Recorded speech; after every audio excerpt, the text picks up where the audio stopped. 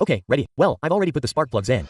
So what I'm going to do now is I'm going to remove the negative terminal of the battery so that, since I have to remove several connectors and such, I don't cause any short circuits, okay? And then I'll have to remove this here, okay? To remove the negative terminal of the battery, all we have to do is remove these four little things here. Here on the left we have the negative terminal of the battery, and with a 10mm wrench we take it out of there. That's the first thing we're going to do, okay? This is the cabin filter. Okay, let's remove that. Okay, the negative terminal of the battery is removed, so now I can remove the connectors and such. Well, let's remove this one by one. At the moment there's this screw here that I think is what they put in. This isn't standard, this is because if it moves, for whatever reason, these pins would break, and so that it doesn't move, they put this auxiliary one on. This is also here with cable ties. It needs some tone in here, so that's it, I'll remove the cable ties. And this would come out here. Okay. Great. Okay, let's remove this first. Okay, now I've released this here. And let's see where this comes out here, because I'm not entirely sure. I still have to remove that. This is removed. And this is removed. Okay, now we're going to remove the AQ connectors, which is, as you can see, if you pull this one this way, one comes out and now the other. Let's see if you want. Oh, yes, the other one is here. Okay, then if you pull that way, okay? In other words, you have to pull this out. This is already removed, but it's held in place with a cable tie. I'll remove it here and then we'll have it when it's time to install it. Now we're going to remove this connector, which is the one for the, what's it called? The one for the flow meter, I think that's it. Okay, let's remove this connector. Connector removed. Now we're going to remove all the screws from the top cover of the air filter. Okay, so removing the screws to remove them all. Done. Well, the 6 screws are now removed. The cover comes off and there we have the air filter, which is brand new, to be honest. And now we're going to remove this connector. Once we've removed the air filter, we're also going to remove this connector. We removed this connector here. I don't know if you can see it here or not, but the air filter box. It's as you can see, if I push a little bit like this you can see that it's enclosed there.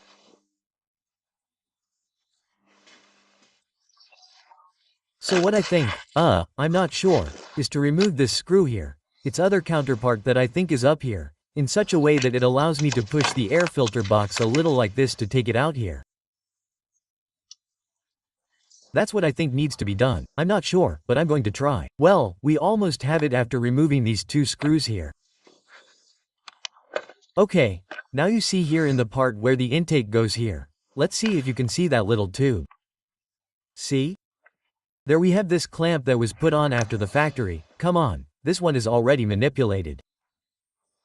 And this one here, in principle, the theory is that it says that you have to remove this one here, which is with these difficult clamps, with the special pliers for these clamps. But since I already have the facility in this case to have this clamp here, I'm going to directly loosen this little screw. Loosen the clamp and release that. So now what we have to do is go up from this back part of the filter box. We have to raise it a little like this and then push it because it's hooked on those little tubes, okay? So we have to raise it like this to push it. To raise it like this we have to release the clamp. That one where I tell you, come on, I'm going to try to remove that clamp and I think it's almost done. Let's see if it's true. Well, with this gadget I've managed to loosen the clamp. It's not easy, right? But with that flexible tube and this, the clamp is now loosened. Let's see if it comes out upwards now. If it comes out upwards, in principle, the thing would be pretty much done. That's right. This has already come out upwards, so I need both hands. Now I have to pull this up here and then push there. And theoretically it should come out, like that, removed. And now I just have to remove it this way, which at the moment is resisting me and I don't really know why, but I think it's almost done. Let's see if there's something I need to unhook, that I've missed. Okay, well, it's removed. Do you see? The only thing I have left to remove is this little tube here. This, look, comes here. This little tube here that comes here is the one I have to remove to get the box out. Okay, well, the tube was removed without any major difficulty. It's not difficult at all. This is now out. Okay, now if we wanted to remove the, what do you call this? The airflow meter, it's simply this screw here.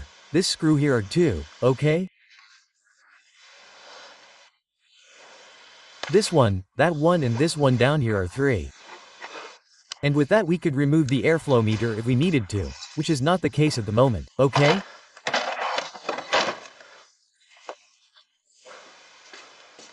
So this comes here, air filter box removed, and here we have what I was looking at. Let's see if I can see where the oil leaks, but you can't see it.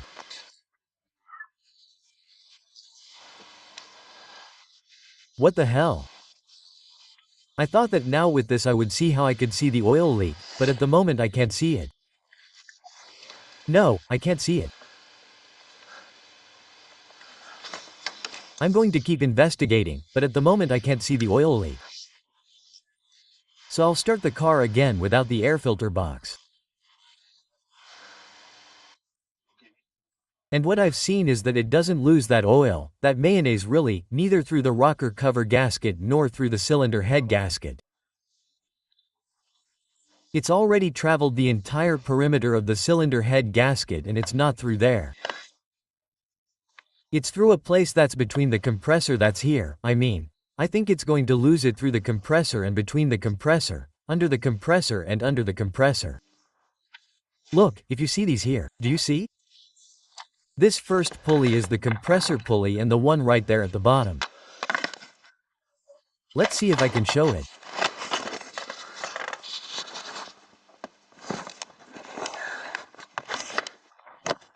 And this one here, that one there is the pulley of the, what's it called?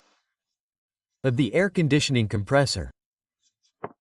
Well, between those two places, at this height, more or less at this height, between the compressor and the upper part of the, between each other, between the compressor, which is the equivalent of the turbo in this car and the air conditioning compressor, that's where it loses it.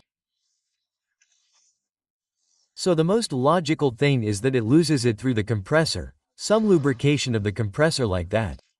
I'm going to get on the computer and do some research. Look.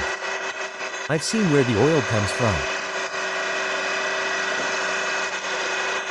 Let's see if I can look at it for you.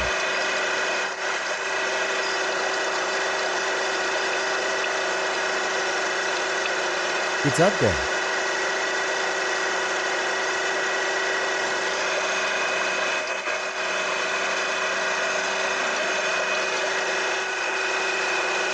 Look at the oil field.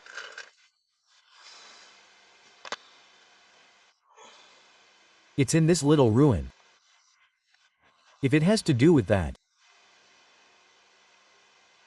If I keep getting closer.